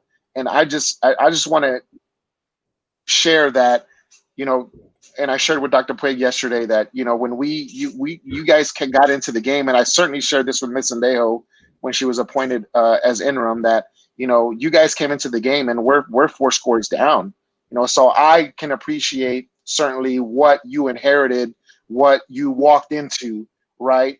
And the fact that you've embraced that for the betterment of our financial position and certainly for our kids and our staff. I don't have the words other than to do my part in support of that with good governance, good support, and making the most well-rounded, most informed decisions that are going to increase our student achievement. So that's how I can support the tremendous work that's been done to this point. And again, you grabbed your helmet and got into the game when we were 4 scores down. So I think now we're 2 scores down with certainly a lot of work to do, but we're certainly in a better place. So I just want to commend all the hard work and the buy-in from the budget committee, the buy-in from the board members, and showing support for that. So thank you very much, Dr. Puig, and certainly Mr. Baum, and all the staff that has done all of that good work. So thank you. Well, thank you, sir. It is 12:09. You've earned 2 hours and 9 minutes of CEC credit. And I promised you a certificate. So Michelle and I will put the certificates together for the participating trustees. And those that were not able to participate will certainly have this on recording and allow them to also earn the CEC credit that goes on your transcript. And that's all we have today, President Rodriguez and trustees and team. Trustees, are there any further questions, comments, requests for Dr. Puig and staff? Hearing none, thank you, board members. Ms. Alderete, Yes, Ms. Alderete, yes. If we can please remember the request that I asked about the coordinator and the stuff at West Campus. Like I said, I'm pretty stubborn.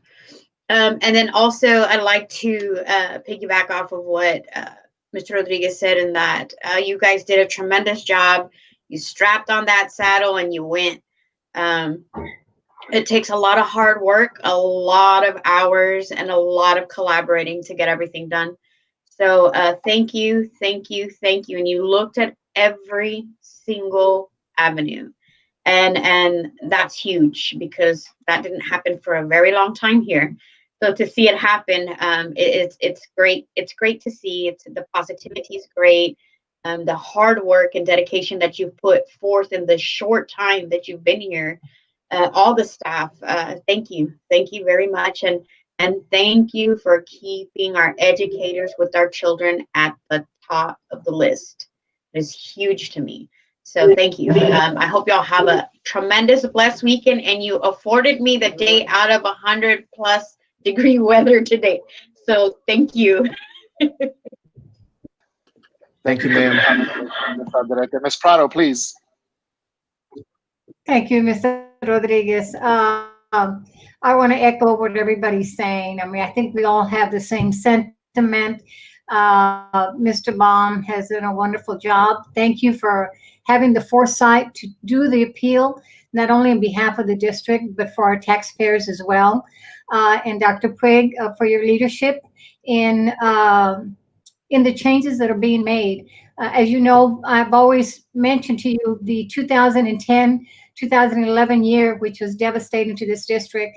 But I think with your leadership and Mr. Baum as the CFO, I feel comfortable knowing that we won't have to go as deep as we did back then, because I think we have some very competent and capable people leading us in this district that we can help us to not go there. But I thank you, Mr. Baum, many countless nights, I'm sure, and Dr. Puig, I do want to thank you so much. This was the best budget process that we've ever had. But one last question, because we did ask the last administration, once we approve our budget, will we have access to a detailed budget once it's approved? Absolutely. In fact, we will present, if you're talking about the function level, absolutely. And of course, that is what's in your purview, is approving that at the function level. So absolutely, ma'am.